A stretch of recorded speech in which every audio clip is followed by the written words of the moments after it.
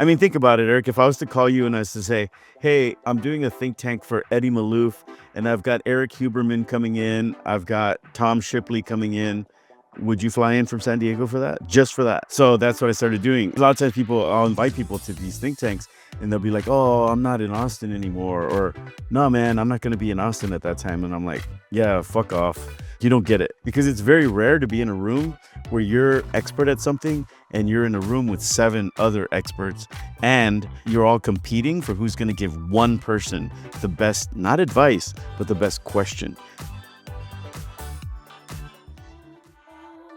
Welcome to the Speakeasy Podcast, where the real conversations happen. Behind closed doors with the boldest entrepreneurs, creators, and growth minds in the game. No fluff, no filters, just the raw strategies, personal stories, and mental models that move the needle. I'm Eric Berman. Now let's get into it. Hello, everybody. I am so pumped and excited to bring on a longtime friend, one of the OGs in the world of internet marketing, and somebody that really I've looked up to many, many years.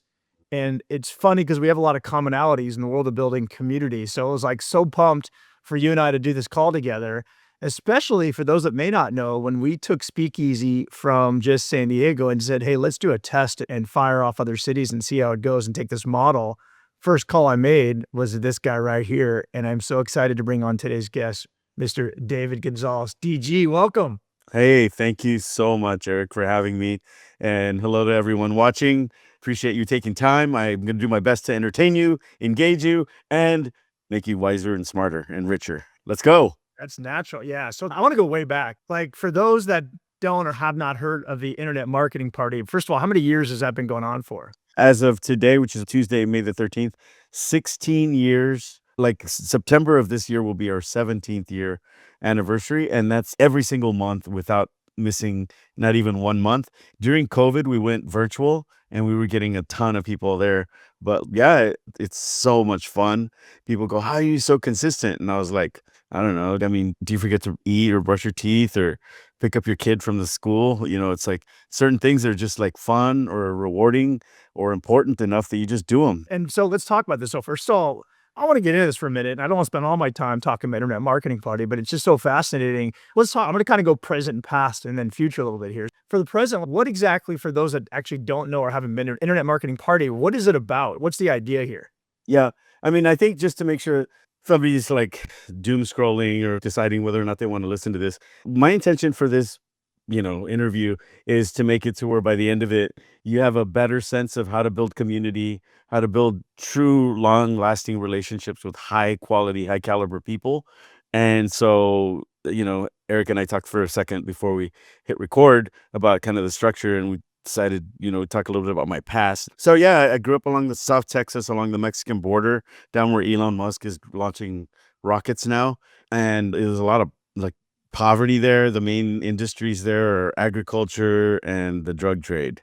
My next door neighbor was a drug lord who was doing deals with Pablo Escobar, Oh my straight up for real. Like next door neighbor, as in I was 816 South Indiana, he was 818 South Indiana. A lot of times people say next door and they meant like a 2 blocks down. I'm like, no, he was literally like I could throw a rock. He ended up getting caught and going to prison for 10 years.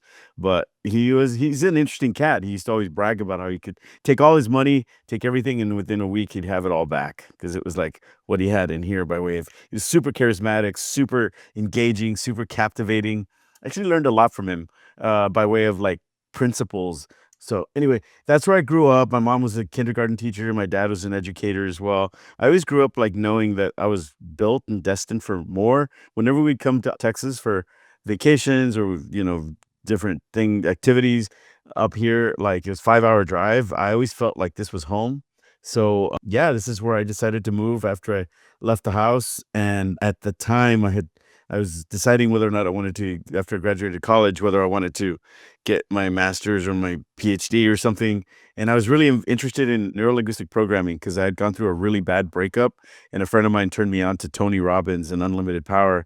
And he was the kind of guy that was like really academic, and he was like studied where Tony Robbins got his stuff. And he turned me on to these guys named Bandler and Grinder that started this stuff called NLP, neurolinguistic programming. And he had these books that looked like magic books that were up in his shelf, and they were like mysterious to me. And I was like, he wouldn't let me read read those until I finished Unlimited Power. And then I got to read those, and I was so interested in that instead of going to graduate school, I decided to go and study NLP with the guys that started it, mainly Amazing. Richard Bandler. And I did that for a few years and started my own NLP training center. And that was real tough to do. Like getting clients was so hard.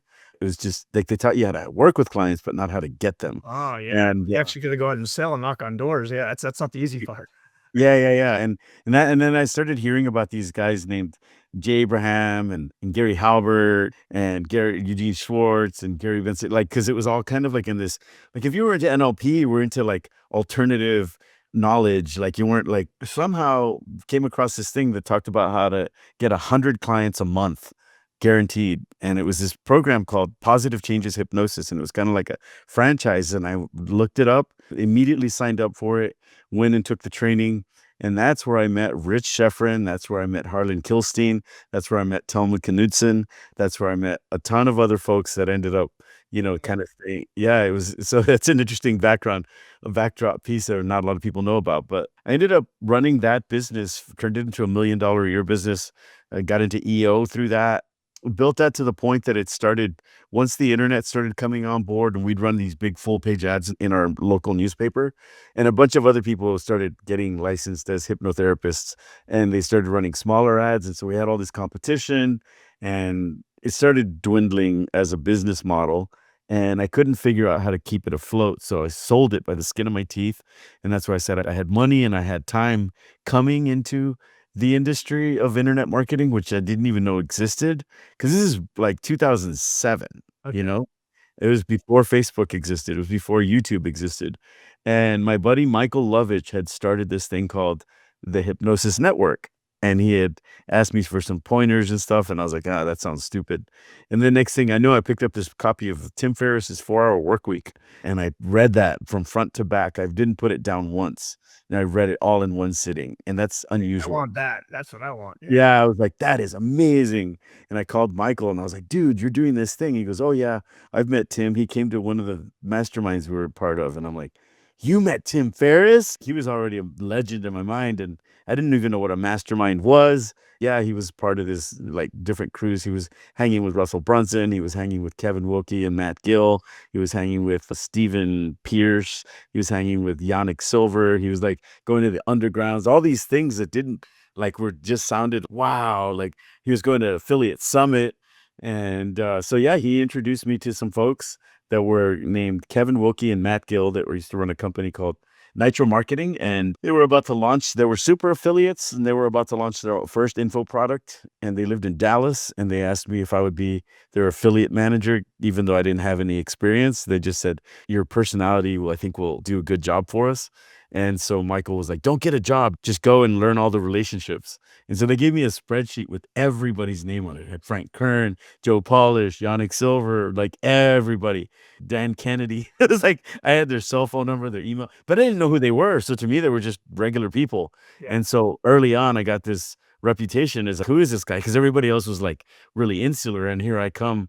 I was driving a 7 Series. I had money. I had, just great credit, great. That's how you entered the world. So this affiliate manager from these guys. Interesting. And then you get to know all the people in the industry. Yeah, I got to know all the people, and Ryan Dice and Perry. Ryan had just partnered with Perry Belcher, and I took them to lunch, and when they were like, "What do you do?" And I'm like, "Oh, not much." And I think they thought that I was being secretive, that I didn't want them to know my stuff so they could come swipe it. But I seriously was doing nothing, and so they kept inviting me to more and more cool parties, thinking that they'd get me drunk enough, and I would open up to what I was really up to, and Seems to be well connected. I want to know the secrets. All right. I like yeah, yeah, but I was well connected because I was, just like making relationships with all the right people in the industry, the biggest names. And then I found out that Kevin and Matt were doing this monthly meetup every month in Dallas for internet marketers. And there's Dallas, McKinney, Plano. There's all this big area there. And so me and George Rivera and Jordan Hall and Steve Gray would all get in a car. Oh, and sometimes Eric Louvier would get in a car and we'd drive up to Dallas and go to this mastermind, this afternoon mastermind, get shit faced, and then drive back home. And one day, after 4 or 5 months in, somebody was like, "Why are we going to Dallas? We should just do this in Austin." And I was like, "Yeah." And somebody's, "Yeah, Dave, you should do it. You're not doing anything else." And I was like, "Okay, cool." And so somebody told Eric Louvier, who hadn't made that trip, and he was really popular in the Warrior Forum. If anybody remembers that, it was the Warrior Forum was like the biggest user group of all in anything internet marketing. And Eric posted in there, he was really popular in that group, and he said, "Hey, David Gonzalez is hosting the first internet marketing meetup in Austin if anybody wants to come." And I was like, "Holy shit, I guess I'm doing it." And that was in September of 2008. And I did it, and it was amazing. It was super fun. I met some of the coolest people there. People came in from all over the place. So how many people show up now? Okay, so you do this. First post goes out. You didn't know what you were birthing quite, and how many people we got? Now? No, in the first one. It's the first Well, the one. first one was probably like 30 or 40 people. Okay, Yeah. all right. Yeah, it was great, and it was so much fun, and I met so many great people. I decided to do it another month, and then Michael was like, "Hey, I hear these things are really fun. I'm gonna come down for one," because he had moved to Fort Worth. He used to live here in Austin. He'd come down every single month, and he had the idea of, "Why don't we build a list like Frank Kern and Jeff Walker and all these guys?" Because at the time, if you had a list of 100,000 subscribers, that meant you were making $100,000 a month. It was pretty much $1 per subscriber per month, right? Wish that was the case today, but yeah, keep going. Yeah, no. And so anyway, Michael was like, "Why don't we build a list by just, bringing in cool speakers, getting them shit-faced drunk, not letting them pitch or sell anything on stage, and just share some valuable." So it'd be like drunk TED Talk meets business happy hour networking thing. And that was his idea, to brand it that way and have it be just cool, no VIP, everybody. There's no like, "Oh, I'm the king poobah and I'm the shitty newbie." It's everybody's drinking at the same watering hole. And I thought that was fun. So we started doing it, and like, I think our first speaker was Perry Belcher. Then we had Mike Dillard. Then we had Ryan Dice. The speakers just kept being awesome. Then I started running out of names in the local, either Austin or Dallas, San Antonio area. So I started inviting people that were from either LA or Miami or New York. But they were like, "Well, are you going to pay me to come?" And it was just a freaking hobby. So I was like, "No, but I know what we can do." And they were like, "What?" Remember earlier I said I was an EO? So in EO, there's this thing called Forum, which I'm sure you know about. And in Forum, every month you get with your 12 Forum members, and everybody come once a month. Everybody comes with their biggest challenge or biggest problem, and then they share it with, like, "Hey," and everybody takes turn around the room and helps them. Well, that was really cool. But what I started realizing is, you're just stuck with whoever's in the forum. So like one guy was literally in the balloon industry. Like he had one of the biggest balloon manufacturing companies in the world. Another person was in like sweet leaf tea, and another one. So there's all these random industries. Another one was in the life insurance business. Another one. And so they're all helping each other the best they could on things that they might not have any experience with. And so when I had the idea of how to lure speakers that were not from Austin, that were A quality and that were used to being paid speaker fees or allowed to pitch, or, at least pay for their flight and their hotel. I was like, "Hey, why don't you let me curate a group of, 7 to 10 experts that you're solving your biggest problem. Like not just smart people, but like if you want to build a YouTube channel with 1 million subscribers, I'll bring in only people that have 3 to 5 million YouTube subscribers, and they can give you pointers on how to get what you want." And they're like, "Oh, wow, that was cool." So you're saying you're able to curate. I mean, what's interesting is, and you and I think very similar. You and I both come from the world of curating people, building communities, masterminds, and then also getting creative, like always thinking out of the box. And how do you create value for people in this way? You're sitting there saying, "I want to get these people out there. How do I create enough value for people that are used to getting paid to come out to Austin?" You're leveraging EO now, and you're bringing them out there and saying, "Hey, I'm going to curate a bunch of people. Let's come out, and I'll get you a gig in front of the right audience." Is that sort of what ended up happening? No, no, no. What I said is, tell me what your biggest problem is, your biggest bottleneck, your biggest challenge in your business, that if we solved it, would generate like a 6 or 7 figure win for you. And then they'd go like, "Oh, you know what? I'm very affiliate driven and I want to do paid traffic, or I'm all paid traffic and I've never figured out the affiliate game." So if it was the first, I would bring in only people in their niche that are spending over $1 million a month in paid traffic. If it was the latter, if I would say, "Okay, cool. I'm going to bring in 7 or 8 people that have super affiliates and affiliate programs that bring in over $1 million a month in affiliate traffic." And those are just two examples, right? If somebody said, hey, I'm thinking about selling my company, I would bring in M&A experts. I would bring in Got it. people who You have literally are giving them value. You bring in because you have the talent curated in your city, and you just bring in the talent to help yeah, you. but it got to a point where after the first few, I wasn't limited to the city. I mean, think about it, Eric. If I was to call you and I was to say, hey, I'm doing a think tank for Eddie Malouf, and I've got Eric Huberman coming in, I've got Tom Shipley coming in, would you fly in from San Diego for that? Just for that? Even if it didn't land around Speakeasy, even if you didn't have any other meetings to meet with anybody in town, wouldn't you? Don't you think that would be worth a $300 airfare? Yeah, accurate in the right groove. Yeah, it's something that's great. I mean, that's in absolutely. So that's what I started doing. And so, because a lot of times I'll invite people to these think tanks and they'll be like, oh, I'm not in Austin anymore. Or, no, man, I'm not going to be in Austin at that time. And I'm like, yeah, fuck off. You don't get it. Yeah, got it. This isn't a variety. Like, you're going to, and a lot of times the people that, when I invite them to this, end up getting more value than as much value as the person in the hot seat, because it's very rare to be in a room where you're an expert at something and you're in a room with 7 other experts and you're all competing for who's going to give one person the best, not advice, but the best question. Because the first hour of these think tanks, there's no solutions, ideas, or resources allowed. All you can do is ask clarifying questions, as you probably remember from EO. Yep. Like, so what we do is just question, and I'm really hardcore, really militant Skip all about it. around, but just to make sure, so just for our guests listening, because I know we're kind of almost going from past you were doing that, but that's actually what's happening today. That's where you're finding a lot of Right. your current excitement in it, is you're bringing together these think tanks. And, I want to weave in a little bit of how you're able to use, there's a learn there. I mean, you have a skill set that became so natural to you over the years based on the work you did with the training and the NLP, but you obviously are naturally gifted to be that people person and to build relationships. And, you talked a little about, well, let's just find value, but tell me a little bit more about, if you can weave into your strength on how to build relationships into a little bit like how you're leveraging that now to bring value to everybody, create a win-win and really a business around it. Yeah, it's funny when you asked me at the beginning, and what were some of the things we could share that would make it so that there's value for listeners beyond just being entertained by a cool historical story and just random cool tidbits. And that's I always hate when people are connectors and networkers and they talk about shit that you could just read and how to win friends and influence people, because that would be my main tip. If you want to get better at building relationships and connections, and just read that book, because any book, the only reason people have asked me for years, why don't you write a book on connecting and networking? And I was like, because all you have to do is read How to Win Friends and Influence People. And it feels like a waste of time and energy to rewrite the same book, even though I know other people have done it. I'm not going to say their names, but there's only one connector that I know that actually has really unique, interesting stuff. And you ought to talk to him. If you're going to start a speakeasy chapter in New York City, I would definitely talk We'll talk with. about that later, but yeah, so Yeah. back to that.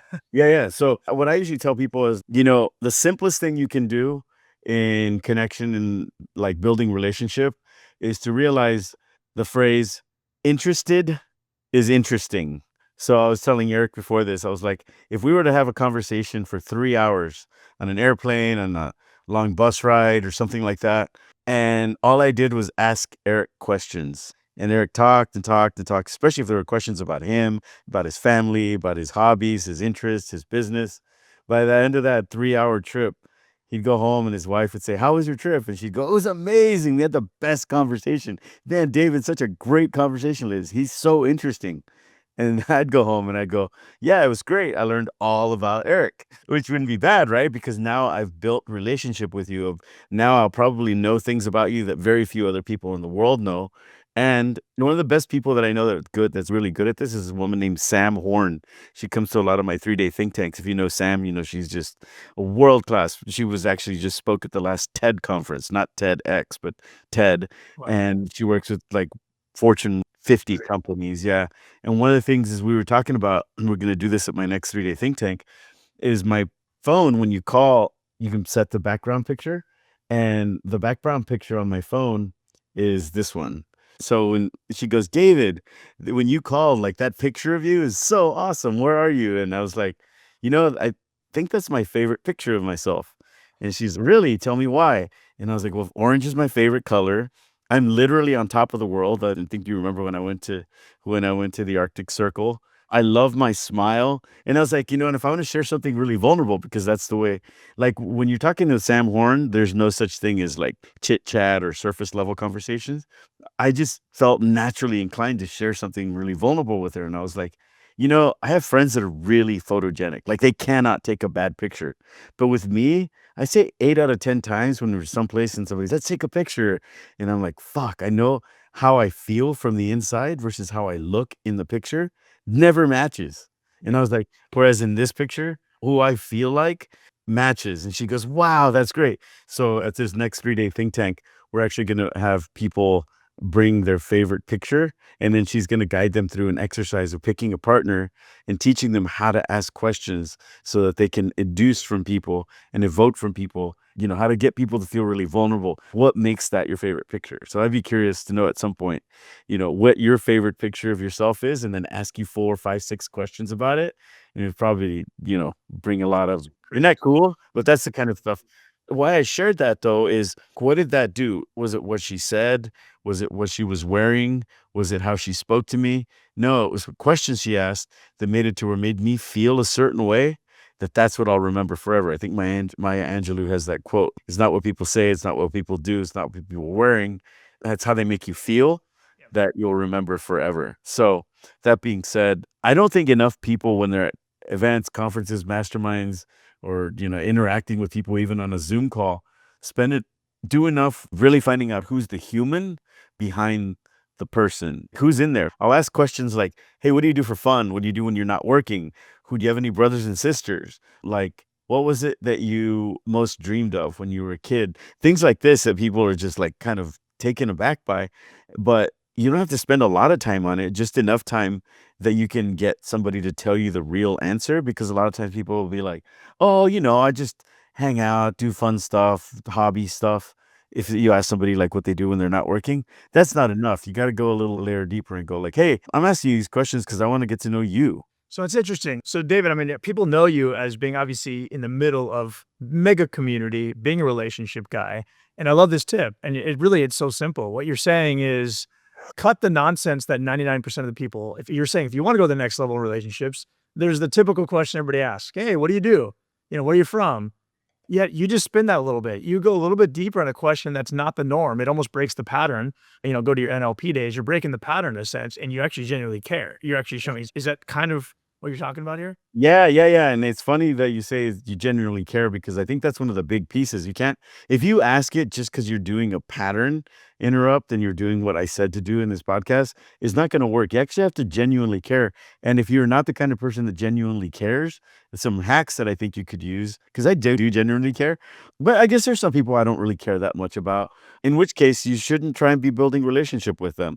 That's the other thing, is there's enough of everything. I think there's too many blowhards out there that like they really want, somebody to mail for them, whether it's Tony Robbins or Grant Cardone or whatever, and they're going to go and be real nice to them and act like they really care about them.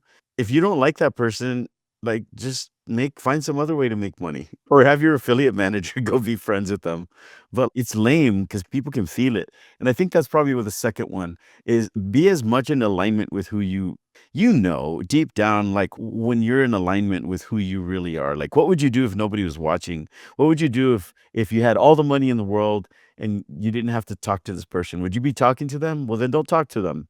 There's a feeling inside of you that just feels like when you asked me if I would, come on and do a podcast with you, I got excited about it. I mean, I don't want to sound like a douchebag, but I get invited on a lot of podcasts, and a lot of times I just basically have to come up with some awkward way of saying no, no, thanks, just because it's like it's for them, it's not for me.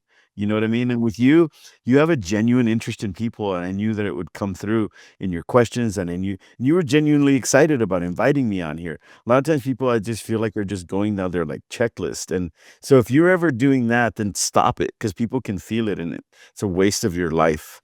Waste of energy. You're right. I mean, and I appreciate those words. You're right. It's almost like that energy inside of you. If you feel like it's a forced thing or you just don't want to be there, then don't do it, like you're saying. And you're so good at that. And then you and I were talking earlier too, in the quote, green room, if you will. But something else Yeah. that was kind of interesting is I want to also go back. I mean, you and I share a lot in common. I mean, the way we've built communities and doing things, and it's funny. I mean, you and I could probably spend days and have a fun. I've had some fun nights and hanging out with you in Austin, and just we can do story after story. But you have certain instincts and they're good. But I also want to go back to the beginning because some people also may have fear. When you walked in that room for the first time, you talked a little bit about, being in the rooms with the big names that you started to surround yourself with and the feelings you went through. Talk a little bit about that because others may feel the same. They're just Yeah. trying to build community and how you kind of went and where you are today. Yeah. Yeah. Well, what happened is Eric asked at the beginning, he was like, "Hey, I think these things always go best when there's some vulnerability, some dark underbelly type stuff." And I was like, "Oh, I have a few things. I would keep them business oriented, but like within the last 16 years of being in this industry, there's been many times. It wasn't until within the last 3 years. So the first 12 to 14 years, 12, 13 years of in this industry, I felt like I was and Eric was like, "Oh, did you feel like," when I told him what I was feeling, he said, "Was it like imposter syndrome?" I said, "No, it was worse because, like, to me, imposter syndrome is if somebody writes a New York Times bestseller, three New York Times bestselling books, and they still don't feel like they're a good author. It's like, shut the hell up. You're okay. You're fine. Have your imposter syndrome for dinner, breakfast, and lunch. But like, if somebody hasn't written a New York Times bestseller and they're in a room with a bunch of New York Times bestseller, that's not imposter syndrome. That's no, I really don't belong here, but I'm here and everybody thinks I'm cool enough that I'm here, but I'm not here for the same reason everyone else is. I'm here because I put the room together. But, I wanted to feel like not because there's other people who have done big things. For example, like Dan Fleischman, he runs his big mastermind, but he's built, he had $100 million exit, like he's done and continues to run really big, successful, multi-million, eight-figure businesses, and I had never done that. I still haven't. Most I've run is $1 million business, and so, like, many of the people in my community, in my mastermind, they have 150, 200 employees. I've never had more than 12 employees. And so but it wasn't until the last few years that I just stopped feeling like I didn't belong in that room because I think come to realize that not everybody's Michael Jordan, period. If you make it into the NBA, you're still in the top percentile.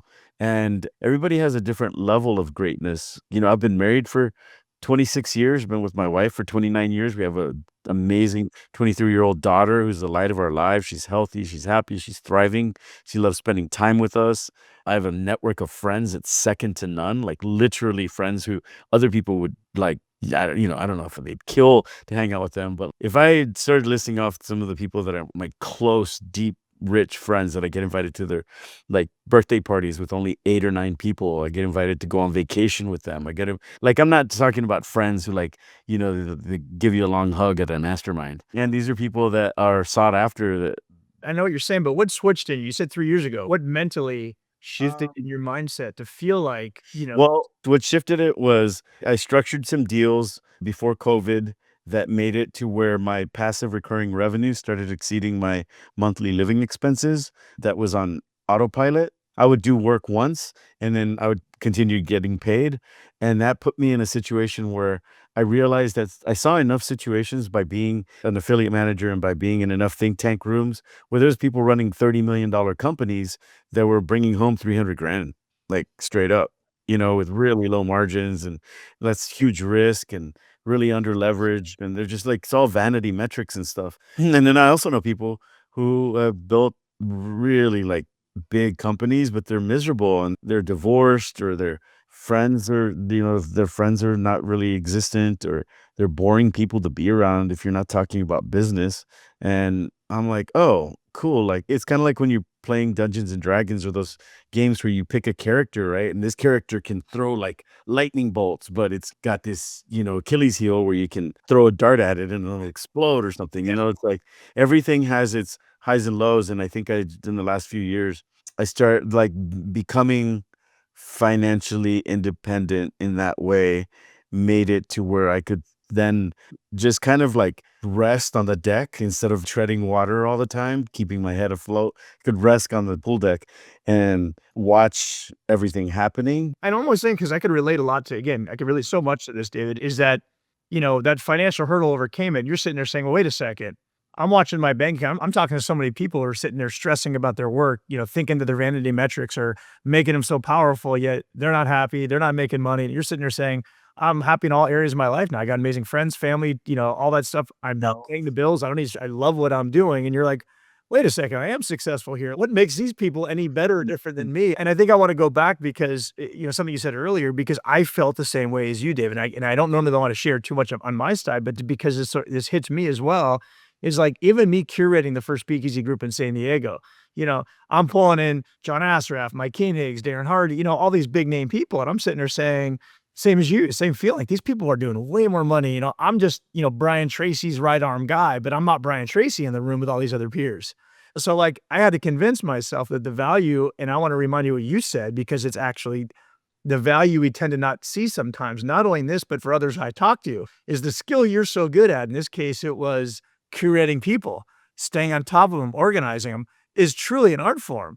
And that's what I realized for myself on that time, is that the fact that I was organizing and curating these big people was an actual skill that nobody else really was great at or wanted to do. You happen to be naturally good at it. And ultimately, that's where you're really successful at. And you're able to leverage that into an exciting, awesome career. And I Yeah. think some of the things we talked about is just building relationships. And, for the takeaways of this call, I mean, I think through a lot of the things you talked about here is just how you're able to leverage that, how you're able to bring great people together, find value to get big names out there, be creative. Interesting enough, is I know the way you're thinking, you didn't say it, is you put yourself in the mind of the other person and said, how can I get this speaker out there? Well, how do I figure out and solve their problem? Which is a skill that you're teaching here, is, how to help people understand their issue and solve their problem. And that helps you build a relationship. Yeah. Is a lot of what I heard you say, which is amazing. So I know we got to wrap in a couple of minutes, but I want to, for the community and those listening, you're doing some exciting things. In fact, I saw an incredible post today on Facebook that you just did today about your next upcoming event. And wow, the level of people. You talked a little bit about Think Tank, but tell me a little bit more for those that want to kind of dig in, get to know, or get to be in your circle now these days. Obviously, you have the Internet Marketing Party. I believe it's the second Thursday of every month in Austin, and Yep. then you used to do a road show back in traffic conversion. And at some point, we'll figure that out again, and we could talk about that. But more importantly, the now. What's exciting you the most, and how can others maybe play in your circle? Interestingly enough, what drives my revenue isn't Internet Marketing Party or 3-Day Think Tank or Experts Council. It's something that I've started referring to as the Escalator model that I have, which is 54 different points that I use to create win-win scenarios that make it a no-brainer for people to want to work with me, and make it to where my passive recurring revenue that's more like annuity based is it makes it to where I live a life of kind of leisure, and a life that would probably be reserved for someone who runs a much bigger company with many more employees. And that's something that I'm building out, that most people know about, that I'm excited about, is this thing called 3-Day Think Tank, which, remember earlier I was talking about how I curate these think tank sessions for a guest speaker. For the first 14 years, the only way you could get a think tank was if you spoke on our stage, which there's only 12 slots a year. And for right now, we're booked all the way through January. So we're usually booked out 6-7 months out. And so back in a couple months before September of 2023, I was coaching with Joe Stolte, and he pulled me aside and he said, "Hey man, you really love hanging around with really smart, talented people, right?" I was like, "Yeah." He goes, "I did the math." He said, "If you were to get 10 people to pay you $10,000 for a weekend, or 20 people, that'd be 100 to $200,000. And like if people would want to be in that room, and all you'd have to do is just put the invite out, and then people would come, and then you could make the events just cooler, and I'd help you out with stuff." And I was like, "Man, that's awesome." He goes, "Well, yeah, well, you've got the next Internet Marketing Party anniversary coming up. You're going to have 500 people there. Why don't you make a list of the top 25 people who are most likely to say yes to a weekend like that?" And so I made a list, and he said, "Okay, now what I want you to do is ask each of them at the party, 'Hey, I'm never going to bring this up again if the answer is no, but if you're interested, here's the thing. And I was sweetening the pot by talking about how Joe Stolte was a 5-time founder with a $600 million IPO and a $50 million exit, yada, yada.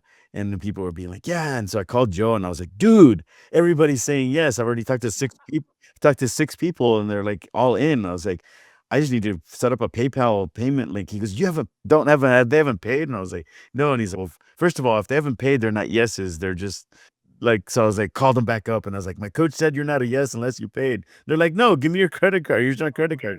And I was like, yo, they paid. What are we going to do with them now?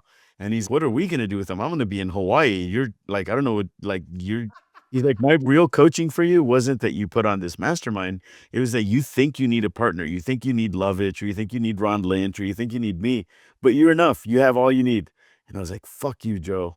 But I see it. And I was like, okay, I'm going to do this. And that's when I had the idea. Oh shit, what am I going to do? What am I going to do? I know I'll host think tanks for these people.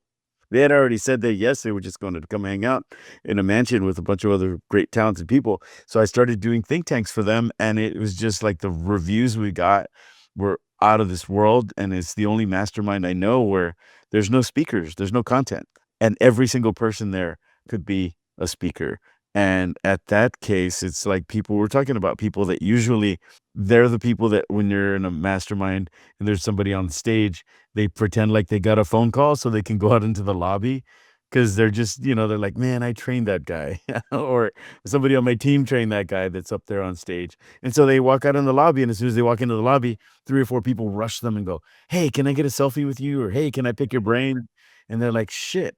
No, oh wait, no wonder they offered me a discount. I'm the product of this mastermind, That's right. And so those are the people that are in my Experts Council mastermind. They're like high 7-figure, 8-figure founders. And all we do is think tanks and hot seats by me curating people who are experts at their problem. So that's the difference between my hot seats and anyone else's that I know of is I don't just let everyone who's in the room talk. I only allow who are experts at the thing. Yes, So and I know you got to go, David. I hate to cut you off because you and I could go for hours talking about all sorts of things and love what you're doing. I've heard nothing but amazing things. And I think anybody listening wants to learn more about David, check him out in the community, hit me up, hit him up, go to one of his think tanks. And yeah, thank you so much for your time today, David. Again, appreciate you. Thanks for all you've done. Thanks for our friendship. I feel an honor to be in your top circle there, or at least somewhere in one of your tops, and you and I will be friends forever and watch you help each other in our careers. And I love you, brother. Thank you. Love you too, man. Talk to you soon.